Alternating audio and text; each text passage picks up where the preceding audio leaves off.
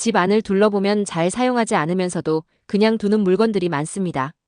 이런 물건들은 공간을 차지할 뿐만 아니라 정신적으로도 피로감을 줄 수 있습니다. 실제로 너무 많은 물건이 있으면 집중력이 떨어지고 스트레스가 증가한다는 연구 결과도 있습니다. 하지만 정리를 결심해도 어디서부터 시작해야 할지 막막할 때가 많죠.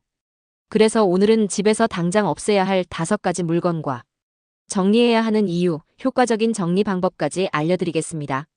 이 영상을 보고 나면 집안이 훨씬 깔끔해지고 마음도 가벼워질 거예요. 1. 사용하지 않는 전자기기와 케이블.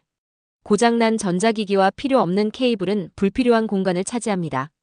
오래된 배터리나 충전기는 화재 위험이 있고 필요할 때 찾기 어려워 결국 새로 구매하게 되는 악순환이 반복되죠.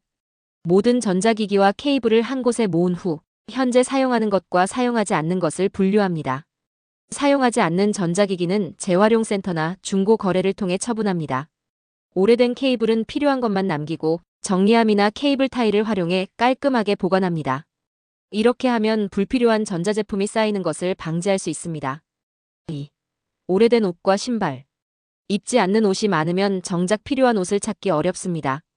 쌓아두기만 하면 곰팡이, 먼지 등 위생 문제가 발생할 수 있으며 낡은 신발은 발 건강에도 악영향을 끼칩니다. 1년 동안 한 번도 입지 않은 옷은 정리 대상입니다. 사이즈가 맞지 않거나 스타일이 맞지 않는 옷도 과감히 처분합니다. 입지 않는 옷은 기부하거나 리폼해서 재활용하는 것도 좋은 방법입니다. 신발도 마찬가지로 불편하거나 손상된 신발은 정리하는 것이 좋습니다. 이렇게 정리하면 옷장이 한층 가벼워지고 필요한 옷만 남아 활용도가 높아집니다. 3. 유통기한 지난 식품과 화장품. 유통기한이 지난 식품이 건강에 해롭다는 건 당연한 상식입니다. 오래된 화장품은 피부 트러블 유발 가능성이 있고 주방과 화장대 공간이 비효율적으로 사용됩니다.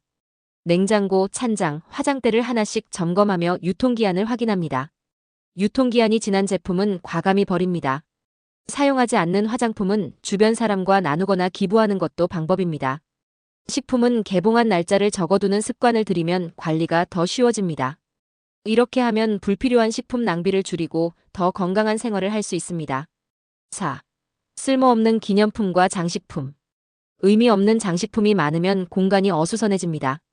청소할 때 불필요한 시간 소요되며 기념품을 너무 많이 보관하면 정작 소중한 것들이 묻힐 수 있습니다. 정말 의미 있는 기념품인지 생각해 봅니다. 필요하지 않은 장식품은 중고 마켓을 통해 판매하거나 기부합니다. 감성적인 가치는 있지만 실용성이 없는 물건들은 사진으로 기록한 후 정리하는 것도 좋은 방법입니다. 이렇게 하면 집안이 훨씬 깔끔해지고 공간을 더 효율적으로 사용할 수 있습니다. 5. 오래된 서류와 잡동사니. 불필요한 서류가 많으면 중요한 문서를 찾기 어려우며 잡동사니가 많으면 집이 쉽게 어수선해지고 정리 습관이 흐트러집니다. 정리된 공간은 집중력과 생산성을 높이는 효과가 있죠. 중요한 문서는 스캔하여 디지털화합니다.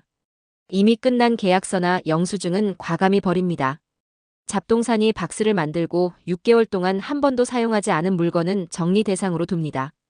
이렇게 하면 문서 관리가 쉬워지고 공간 활용도 높아집니다. 불필요한 물건을 정리하면 공간이 넓어지고 삶의 질이 향상됩니다. 정리하는 습관을 들이면 새로운 물건을 들이는 것도 신중해지고 더 효율적인 생활이 가능해집니다. 또한 집이 더 깔끔하고 정리된 느낌이 듭니다. 찾고 싶은 물건을 빠르게 찾을 수 있으며 불필요한 소비를 줄일 수 있습니다. 심리적으로도 안정감을 느낄 수 있게 됩니다. 이제 여러분도 집 안에서 꼭 정리해야 할 것들을 찾아 하나씩 없애보세요. 작은 변화가 여러분의 삶을 더 쾌적하고 편안하게 만들어줄 거예요.